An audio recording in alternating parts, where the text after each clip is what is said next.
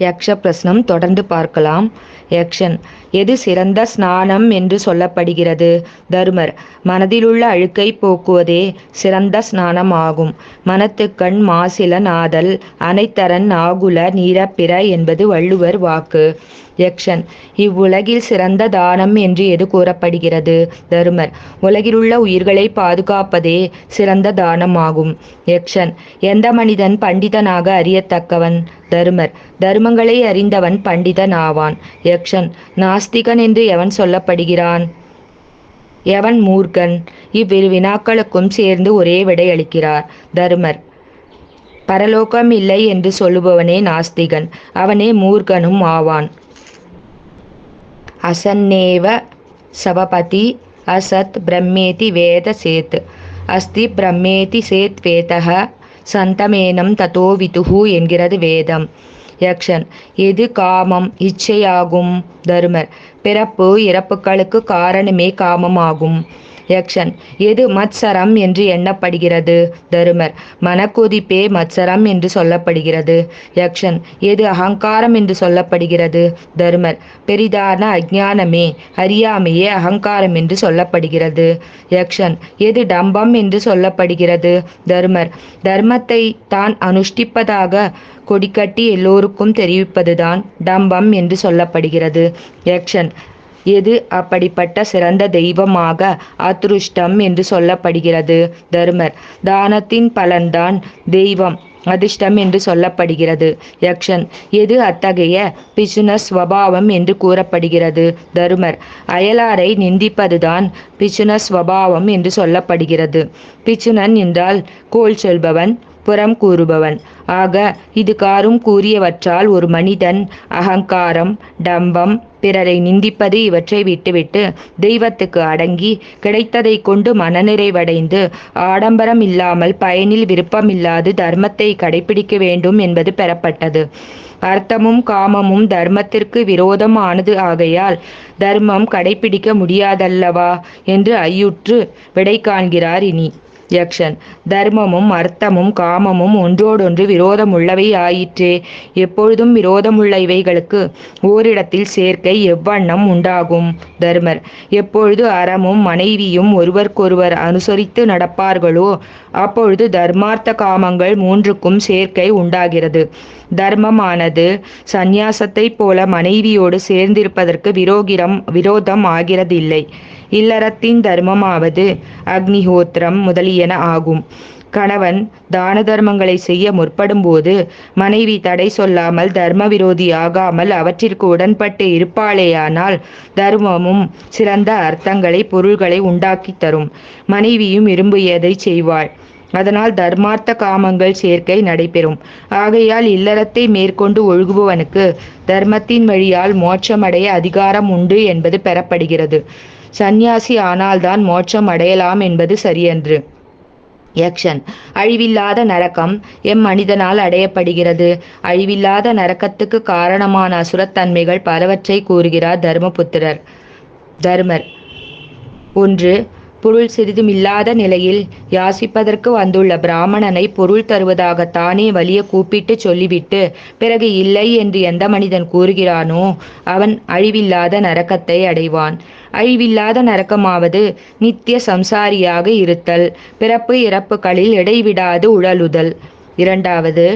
எவன் வேதங்களின் பொருளை கூறுவதிலும் தர்மசாஸ்திரங்களை எடுத்துச் சொல்வதிலும் பிராமணர்களிடத்திலும் தேவர்களிடத்திலும் பித்ருகாரியங்களிலும் பொய்யை சொல்லுகிறானோ அவன் அழிவில்லாத நரக்கத்தை அடைவான். 3. பணம் இருக்கும்போதே பேராசையினால் பிறருக்கு கொடுக்காமலும் தானும் அனுபவிக்காமலும் யாசிப்பவனுக்கு கொடுப்பதாக சொல்லிவிட்டு பிறகு இல்லை என்று எவன் சொல்லுவானோ அவன் அழிவில்லாத நரக்கத்தை அடைவான். யக்ஷன்: பிராமணியமாவது குலத்தினாலேயா, ஒழுக்கத்தினாலேயா, வேதம் ஓதுவதனாலேயா, சாஸ்திர ஞானத்தினாலேயா, எதனால் உண்டாகிறது என்பதனை உறுதியாக சொல்லுவாயாக. தருமர்: பிராமணியத்திற்கு குலமோ வேதத்தை மட்டிலும் முழுதும் கற்றலோ சாஸ்திரங்களை பயின்று வேதத்தின் பொருளை உணர்தலோ காரணம் ஆகாது. ஒழுக்கமே காரணமாகும். இதில் சிறிதும் ஐயமில்லை. ஆகையால் வெகு முயற்சியுடன் ஒழுக்கத்தை காப்பாற்றி கொள்ள வேண்டும். கற்பவர் கற்பிக்கிறவர் ஆகிய அனைவரும், அதாவது அவற்றை கற்கையே பெரும் பயனாக எண்ணி அதையே பற்றி நிற்கிறவர் அனைவரும் மூடர்களே ஆவர். எவன் கற்றபடி நடக்கிறானோ அவன்தான் பண்டிதன் ஆவான். இது குறித்தே வள்ளுவரும் கற்க கசடர கற்பவை கற்றபின் நிற்க அதற்கு தக என்றார். 4 வேதங்களையும் கற்றவனாய் இருந்த போதிலும் கெட்ட ஒழுக்கம் உள்ளவனாக இருப்பானானால் அவன் எல்லா வருணத்தவரினும் இழிந்தவன் ஆவான். எவன் அக்னிஹோத்திரம் முதலிய வைதீக காரியங்களில் ஈடுபாடு உள்ளவனாகவும் இந்திரியங்களை அடக்கி ஆள்பவனாகவும் உள்ளானோ அவனே பிராமணனாக மதிக்கப்படுகிறான். யக்ஷன். இன்சொற் சொல்பவன் எதை அடைகிறான்? தருமர். இன்சொல் சொல்பவன் எல்லாருக்கும் நண்பன் ஆகிறான். குயில் உலகத்தாருக்கு செய்யும் நன்மைதான் என்ன? ஏன் அதை எல்லாரும் விரும்புகிறார்கள்? இனிமையான வாக்கினாலே. கழுதை உலகத்தாருக்கு செய்யும் தீமைதான் என்ன? ஏன் அதை எல்லோரும் வெறுக்கிறார்கள்? கொடூரமான வாக்கினாலே என்கிறது நீதி ஸ்லோகம். யக்ஷன். ஆலோசித்து செயலாற்றுபவன் எதை அடைகிறான்? தருமர். நெடிது ஆராய்ந்து செயலாற்றுபவன் எதிலும் வெற்றியே பெறுவான். யக்ஷன். பலரையும் நண்பர்களாக செய்து கொள்பவன் எதை அடைகிறான்? தருமர். நண்பர்கள் பலரை கொண்டவன் சுகமாக வாழ்கிறான். யக்ஷன். தர்மத்தில் பற்றுதல் உள்ளவன் எதை அடைகிறான்? தருமர். தர்மத்தில் பற்றுதல் உள்ளவன் நல்ல கதியை அடைகிறான். யக்ஷன். எவன் சந்தோஷமாக வாழ்கிறான்? தருமர். எந்த மனிதன் கடன் இல்லாதவனாகவும் பிழைப்பிற்காக வேற்று நாட்டிற்கு செல்லாதவனாகவும் பகலில் 12 மணியிலிருந்து 2 மணிக்குள் தன் வீட்டில் சமைத்த கீரையும் சோறுமாவது உண்பவனாகவும் உள்ளானோ அவன்தான் சந்தோஷத்தை அடைகிறான். யக்ஷன். எது ஆச்சரியம்? தருமர். இவ்வுலகில் நாள்தோறும் உயிர்கள் யமனுலகு நோக்கி சென்ற வண்ணம் இருக்கின்றன. இதை கண்கூடாக கண்டும் எஞ்சியுள்ள மாந்தர்கள் ஒவ்வொரு நாளும் இவ்வுடம்பு அழியக்கூடியது என்பதை நினைந்து இருக்கும் நாளிலே மோட்சத்தை அடைவதற்கு உரிய முயற்சியை விரைந்து செய்ய வேண்டியதிருக்க அதை விட்டு சுகானுபவங்களில் மூழ்கி தாங்கள் நிலையானவர்கள் என்று எண்ணி இருமாந்திருக்கிறார்கள். இதனினும் ஆச்சரியம் எது இருக்கிறது? யக்ஷன். எது வழி? தருமர். யுக்திவாதமானது நிச்சயிக்கத்தகாதது. வேதங்களோ ஒன்றோடொன்று மாறுபட்ட பொருளை சொல்லக்கூடியனவாக உள்ளன. எந்த ஒரு ரிஷியினது கொள்கையை பின்பற்றுவோம் என்று பார்த்தாலும் அந்த ரிஷி ஓரிருவர் அல்லர். அறத்தின் தத்துவமோ மறைப்பொருளாகவே உள்ளது. இவ்வளவு குழப்பங்கள் இருக்க ஒருவன் நல்வாழ்வு பெற சுலபமான வழி யாது எனின் நமது மூதாதையர்களான சான்றோர்கள் எந்த வழியை கடைப்பிடித்துள்ளார்களோ அதுவே நமக்கு நல்ல வழியாகும். யக்ஷன். எது தினமும் நடக்கிற நிகழ்ச்சி? தருமர். பூமியானது சமையல் செய்யக்கூடிய பெரிய பாத்திரம் ஆகும். ஆகாயம் தகுந்த மூடி, காலம் என்கிற சமையற்காரன்.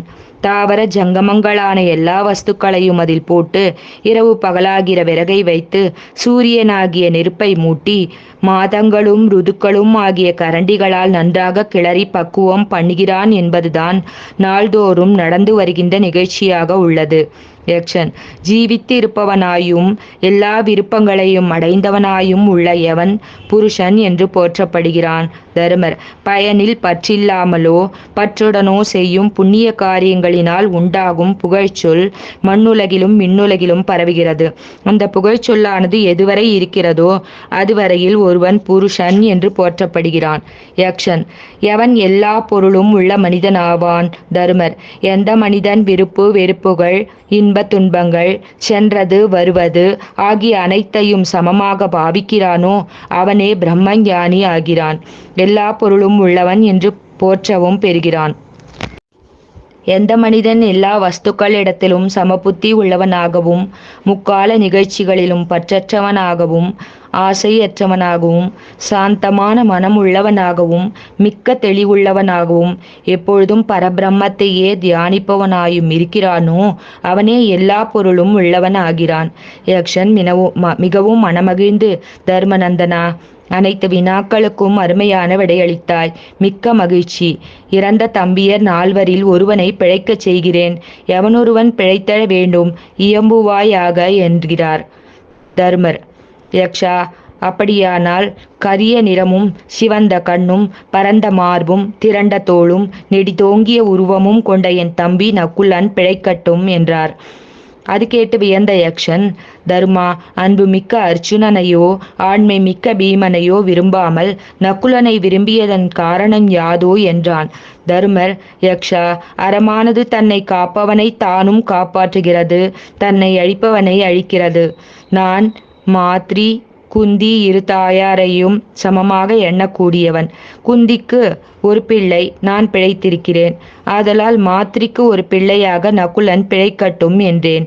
அது கேட்டு பெரிதும் மகிழ்ந்த யக்ஷன், தர்மா, இப்பரீட்சையிலும் நீயே வெற்றி பெற்றாய். உனது தம்பியர் 4வருமே பிழைப்பாராக என்றான். தருமர், யக்ஷா, உண்மையில் நீ யார்? சாமானியமான யக்ஷனாக நீ இருக்க முடியாது என்றார். யக்ஷன், தருமா, நான் தான் உன் தந்தையாகிய தரும தேவதை. நீ எனது அருமை மகன். உன்னை காணவே இங்கு வந்தேன். மிக்க மகிழ்ச்சி. நீ விரும்பும் வரங்களை கேட்பாயாக என்றார். தருமபுத்திரர் தன் தந்தையிடம் முதல் வரமாக அந்தணனது அரணியுடன் கூடிய கடைக்கோலை பெற்றார். இரண்டாவதாக 13வது ஆண்டு மறைந்து வாழும் காலத்து எவரும் எங்களை அறிந்து கொள்ளாதபடி வரம் நல்குவீராக என்றார். தர்மதேவதை, மைந்தா, நானே மானுருவில் வந்து அரணிக்கட்டையையும் கடைக்கோலையும் அபகரித்து வந்தேன். உன்னையும் இழுத்து வந்தேன். இரண்டையும் பெற்றுக்கொள்வாயாக. அத்துடன் 13வது ஆண்டு விராட நகரத்தில் நீங்கள் சுகமாக வசித்து வரலாம். சுய உருவில் நீங்கள் சென்றாலும் உங்களை யாரும் காண முடியாது என வரம் நல்கினார். 3வது வரமாக தருமர், தந்தையே, நான் எப்பொழுதும் லோபம், மோகம், கோபம் இவற்றை வெல்லக்கடவேன். தானத்திலும் தவத்திலும் சத்தியத்திலும் என் மனமானது எப்பொழுதும் பற்றுள்ளதாக இருக்க வேண்டும் என்றார். தர்மராஜன், யுதிஷ்டிரா, இக்குணங்கள் அனைத்தும் இயற்கையிலேயே உன்பால் உள்ளன. நீ அறமே வடிவெடுத்தவன். நீ சொன்ன வண்ணம் உனக்கு மேலும் எல்லா நன்மைகளும் உண்டாகுக என்று சொல்லி மறைந்து விட்டார். தந்தைக்கும் மகனுக்கும் இடையே நிகழ்ந்த இவ்வுரையாடல் தர்மரது தம்பிமார்களை பிழைக்கச் செய்தது. இதனை படிப்பவர்களும் கேட்பவர்களும் மிக்க புகழ் எய்துவார்கள்.